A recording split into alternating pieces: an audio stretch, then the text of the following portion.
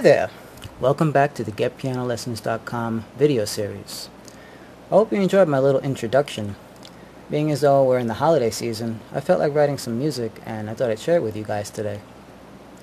Now first, I'd like to wish everyone a very happy holidays and a safe and happy new year. Also, I'd like to thank you all for checking out my videos on YouTube, MySpace, and also on my website, GetPianoLessons.com. And also for sending me all your emails, comments, and your suggestions too.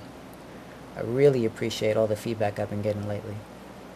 Now, if you were listening closely to that song I just played, you might have even heard some familiar tunes we've played together in the past. For instance, we had a finger pattern not too long ago that sounded something like this. You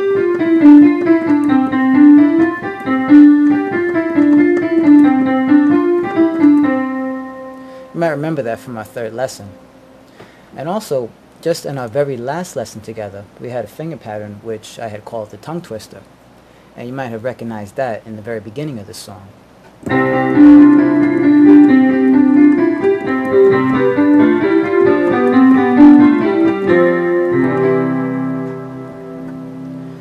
Now, I hope you're saying to yourself, aha, is that the reason why he's spending so much time on 5-note finger patterns?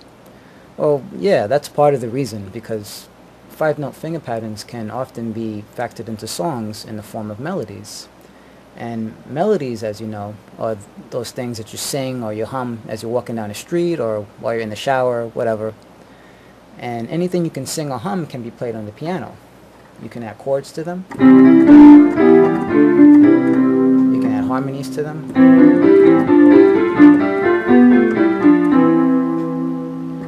Alright, so melodies are one of the basic building blocks of making a song. And that's the reason I had suggested a few lessons back that you start creating your own finger patterns and see what creative ideas you can come up with on your own. But obviously the biggest reason for practicing so many 5-note finger patterns is to begin to develop your initial fingering ability.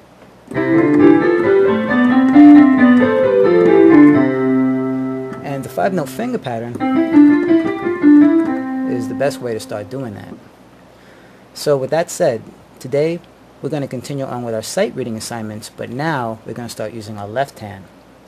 And depending on whether you're right-handed or left-handed, this may be easier or harder for you. But it's important to get the basic fingering of each hand developed separately before we jump in and start playing piano with both hands together. Alright? So let's get started. To begin this next exercise, let's start out with our left hand in the C hand position. The first thing we want to do is locate middle C again on our keyboard. And then we want to go 7 white keys down to the left until we find the next C note. Alright, this is the C note we're going to use as we position our left hand on the keyboard. Just as before, we'll place our little finger on C, and then we'll place our next 4 fingers down on the white keys to the right of that C note. Now remember, when our left hand is in this C position, we also refer to this as position number 1. Now let's make sure that our wrist is up and our fingers are curved. Also, let's keep in mind the numbering of our left hand fingers. Our thumb is 1, our index finger is 2, our middle finger is 3, our ring finger is 4, and our little finger is 5. So with that in mind, if we just happen to see a number 3 pop up on the screen, we know we'd have to play that with our middle finger. Then if we saw a number 1 appear on the screen, we'd have to play that with our thumb. And likewise, number 2, we'll go ahead and play with our index finger. Number 4, we'll play with our ring finger. Number 3 again is played with our middle finger. And number 5, we'll go ahead and play that with our little finger. Okay, so now that we've got our numbering down and our hand is in the proper position on the keyboard, and we've got proper form in our wrist and our fingers, let's play a couple of random number sequences to test how well we can sight read and play at the same time. But remember, we want to forget about this, and we want to keep our eyes focused on the numbers ahead as they appear.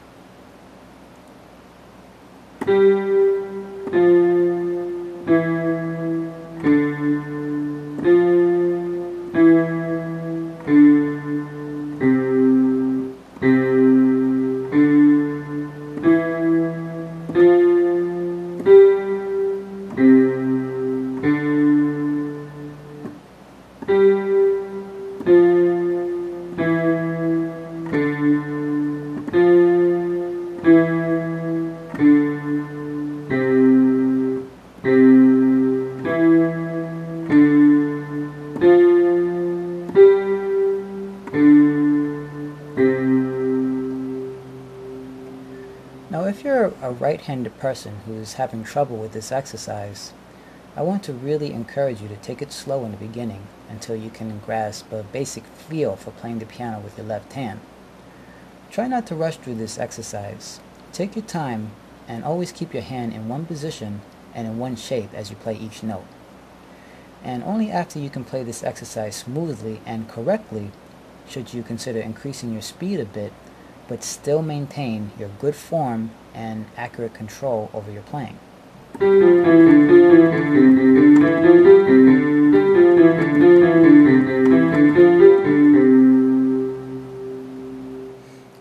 Okay, now that we've warmed up our left hand, let's go ahead and play another random sequence of numbers. Again, we're starting out with our left hand in the C position with our wrist up and our fingers curved. Just as before, we're going to sight read each number as it appears on our computer screen one by one. So keeping full attention on the screen ahead, we'll play the corresponding note on our keyboard without peeking at our fingers. So let's begin.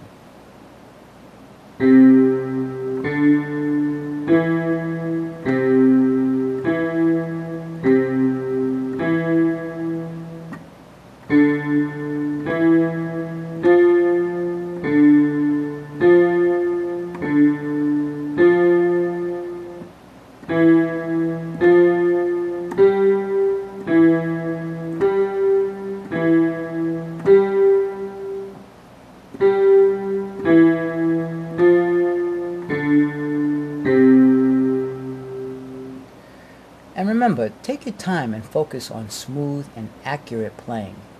It's really counterproductive to breeze through this exercise quickly if you're only making mistakes and your form is sloppy.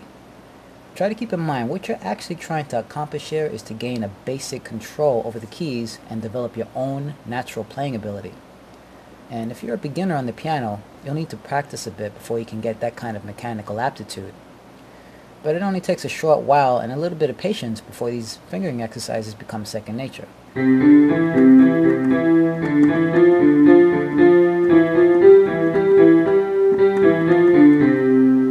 So provided that you're playing these exercises correctly, let's move on to part 2 of this video lesson, where we'll begin to sight read our first group of 15-note finger charts with our left hand. And just to make sure we're working hard enough and getting a good challenge, we're also going to play these finger charts both forwards and backwards.